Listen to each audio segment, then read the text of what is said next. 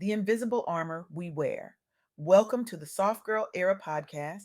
I'm your host, Leanne Dolce, pronounced Dolce, like sweet softness whispered in French. And today, I want to talk about something that's been sitting heavy on my heart ever since I sat down with Laqunda Sanders. Laqunda is someone who moves through the world with this quiet power that makes you lean in. She's a force for change in our community, empowering Black professionals, business leaders, and entrepreneurs to rewrite the narratives that were handed to them. She's helping people shift from survival mode into something sacred, something soft, something real. And during our conversation, she said something that stopped me cold. She said, you wouldn't believe me if I told you what I've been through. And then she added, I don't look like anything I've survived. Let that sit with you for a second. I don't look like anything I've survived. How many of us carry that same truth? How many of us walk into boardrooms, drop our kids off at school, smile at the checkout counter, show up polished and poised while carrying mountains no one can see? How many of us have perfected the art of looking fine when we're falling apart? This is what Lacunda reminded me of. Resilience doesn't always look battle worn. Sometimes it looks like a woman in a blazer who just closed the deal. Sometimes it looks like a mother building an empire from her kitchen table. Sometimes it looks like you sitting here right now wondering if anyone would believe your story if you told them. And here's the thing, this isn't about trauma Olympics. This isn't about who's been through the most. This is about recognizing that the stories we carry, the battles we've fought in silence, the mountains we've climbed without applause, they matter, they're valid, they're powerful, even if no one would believe you if you told them. Because we've been conditioned, haven't we? We've been taught to wear our strength like armor, to never let them see us sweat, to show up perfect no matter what's happening behind the scenes. And while that resilience is beautiful, it's also exhausting because when you don't look like what you've been through, people assume you haven't been through anything at all. They assume it came easy. They assume you're lucky. They assume you're not tired, but you are tired, and that's okay. During my conversation with Lacunda, three insights emerged that I want to share with you, not as theories, but as invitations. Invitations to shift how you see yourself, how you move through the world, and how you honor the journey that brought you here. First, resilience hides in plain sight. You don't have to look battle worn to have conquered unimaginable odds. Jeremy, Black excellence often thrives quietly until it shines. Think about that for a second. How many times have you downplayed your achievements because you didn't want to seem like you were bragging? How many times have you smiled through pain because you didn't want to burden anyone? How many times have you shown up fully when you were running on empty? That's resilience, and it's hiding in plain sight every single day. Let me tell you about Jonas Savimbi. He was a Black Angolan leader from the Ovimbundu all ethnic group who founded the National Union for the Total Independence of Angola back in 1966. He was leading a guerrilla movement from remote southern provinces.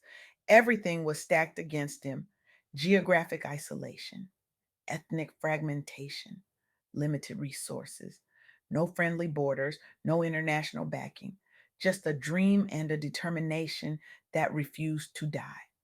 Savimbi built an insurgent network from nothing. He withdrew when he had to. He regrouped when others would have given up. He mounted persistent campaigns despite the very real risk of annihilation. And UNITA, the movement he built, sustained decades of resistance. Decades. They forced negotiations. They reshaped Angolan politics.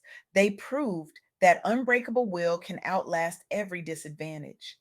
Here's what gets me about Savimbi's story. His unassuming roots yielded epic defiance. He didn't look like a revolutionary. He didn't have the resources of a revolutionary, but he became one anyway. He conquered isolation without fanfare, without applause, without permission. That's what resilience looks like. It doesn't always announce itself, it doesn't always demand recognition. Sometimes it just shows up, does the work, and changes the world quietly. Sound familiar? Second, speed turns ideas into empires. This is where Laqunda's message intersects with action because it's one thing to survive, it's another thing to thrive. And thriving requires movement. It requires you to stop waiting for permission, stop waiting for the perfect moment, stop waiting for someone to believe in you before you believe in yourself. Let me tell you about Holden Roberto. He was a Black Bakongo leader who formed the National Liberation Front of Angola from exile in Zaire in the 1960s. As foreigners in Leopoldville, Bakongo exiles faced exclusion from state jobs. They dealt with bitter factional ambushes. They navigated border vulnerabilities. They had every reason to stay small, stay quiet, stay safe. But Roberto didn't do that. He leveraged shared dialects, clans, and ties to the historical kingdom of Congo to build a power base. He turned exile into a launch pad. He forged the FNLA from refugees into a frontline contender. His polished exterior hid ruthless preparation, pure entrepreneurial grit in chaos. He didn't wait for ideal conditions.